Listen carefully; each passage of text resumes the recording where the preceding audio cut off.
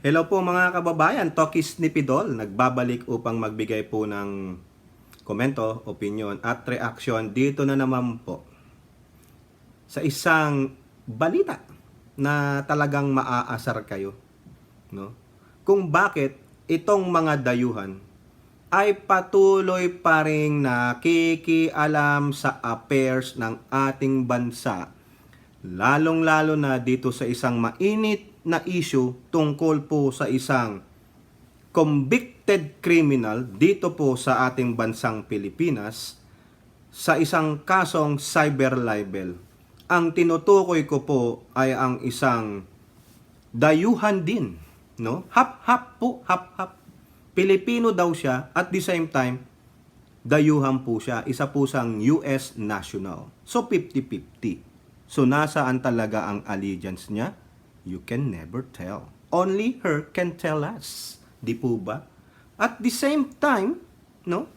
Siya po ay isang CEO ng ipinapasaranang media outlet daw sila na Rappler.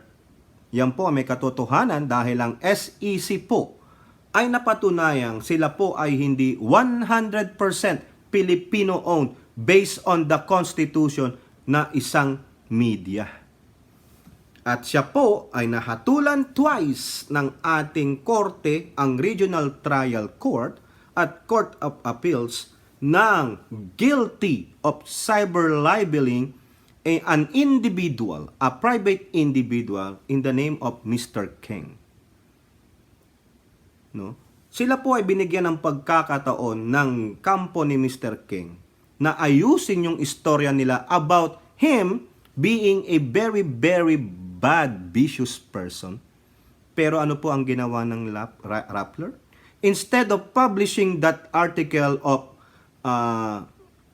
fixing that story or that libelous claim, ni-republish pa po nila. So that's why the court found them guilty of cyber libel.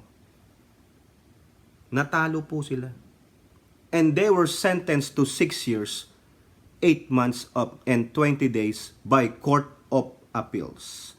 The reason why she is free right now because they said she can post a bail. At nag-bail po siya. Pero yung iba po na ating mga kababayan na kinasuhan ng mga politiko o ng mga mayayamang tao ng cyber libel ay nasa kulungan po. Bakit? Kasi po baka po wala po silang pambayad ng bail. Ngayon, eto na po yung mga dayuhan. No, ang dami po diyan. Panoorin niyo po yung isa kong vlog. May isa pa ngang asawa ng Hollywood actor na gusto daw dapat i-celebrate itong si Maria Ressa dahil siya po ang kauna-unahang Pilipina Nobel Peace Prize awardee. Utot nyo. Now, ito pa. Ito na, mga kababayan.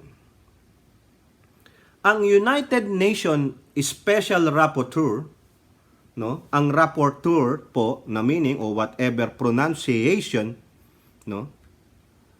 A person appointed by an organization to report on the proceedings of its meetings. Yan po yung UN rapporteur. Rapporteur. Yan po, ang hirap pong banggitin. Bulol pa man din ako. I-research nyo na lang. Yung UN o United Nations Special Rapporteur nananawagan po sa ating Pangulo, sa ating bansa. No? May sinabi po dito na ang pangalan niya ay si Miss Irene Khan, no? Khan, has condemned the court's decision that upheld the cyber libel conviction of journalist and Nobel Peace Prize winner Maria Ressa. The Court of Appeals affirmed last July 7 the libel conviction of Ressa, co-founder and CEO of Rappler and former researcher-writer Reynaldo Santos Jr. in relation to an article published alleging businessman Wilfredo Kang had links to illegal drugs and human trafficking. Ayan po yung sinabi nila kay Mr. Kang. Kidnapping and illegal drugs. The same court also increased the maximum prison sentence by several months to 6 years, 8 months, and 20 days. Tama po tayo. Ito po yung sinabi ng UN Special Rapporteur na si Miss Irene Khan, no? The criminalization of journalists for libel impedes public interest reporting and it's incompatible with the right to freedom of expression. Criminal libel law has no place in a democratic country and should be repelled. Huh? Really? Who are you? Remember, the Republic of the Philippines is a sovereign country. And who are you to dictate what you want to our country? Do you even read the case filed against Maria Ressa and her colleagues? Do you even know who is the plaintiff on that case? The reason why there is a cyber law in the Philippines and it is fallen into a category of a criminal, just to give them an example, that your freedom of speech, your freedom of expression has its limits. You cannot viciously attack or malign a person without a proper evidence or documentation. I think you know that, Miss Khan, or Miss UN Special Rapporteur. Who are you to say that it is incompatible, impedes the public interest reporting, incompatible with the right to freedom of expression? There is always a limitation to every freedom. You cannot merely say you viciously attack, you viciously malign a person with your words, with your writings, without proper evidence and documentation. That's what it is, the court of law. You have to prove it, that the person you are attacking is really that person with proper evidence. Maybe you are being misled, misinformed by Miss Maria Ressa. Maybe your decision was being impeded by partiality because Maria Ressa is a Nobel Peace Prize winner. Not in the Philippines. We don't care what you say.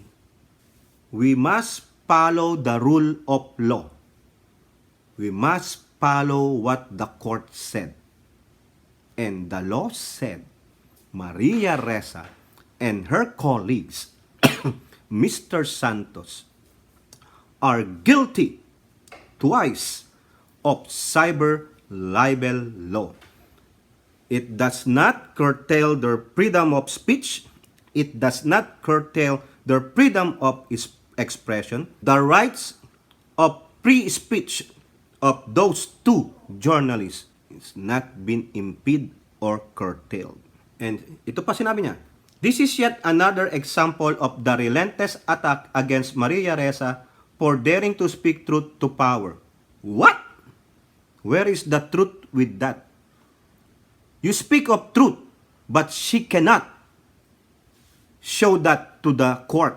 Where is the evidence? Therefore, the evidence is the truth. Have you heard this phrase in the movie? You want the truth? You cannot handle the truth. And that's what Maria Ressa is. She cannot handle the truth, that she is found guilty and became a convicted criminal because of that libel case. She cannot show that proof of or evidence on their baseless accusation of a businessman, a private individual, Mr. King. So therefore, who are you? Who are you to dictate to us what you want to do? If you want Maria Ressa, take her. The country doesn't need her. Because we have set of rules that is truly functioning based on the truth.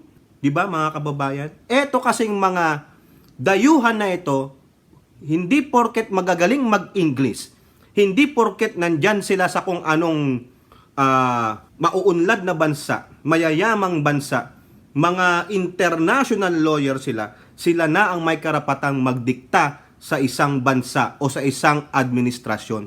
Hindi nyo po hawak sa leeg ang mga Pilipino. Hindi nyo hawak sa leeg ang bansang Pilipinas. Philippines is a sovereign country. We have set of rules. We don't need your meddling. Di po ba? Ang sabi niya ito pa, I call on the new administration of President Ferdinand Marcos to put an end to the...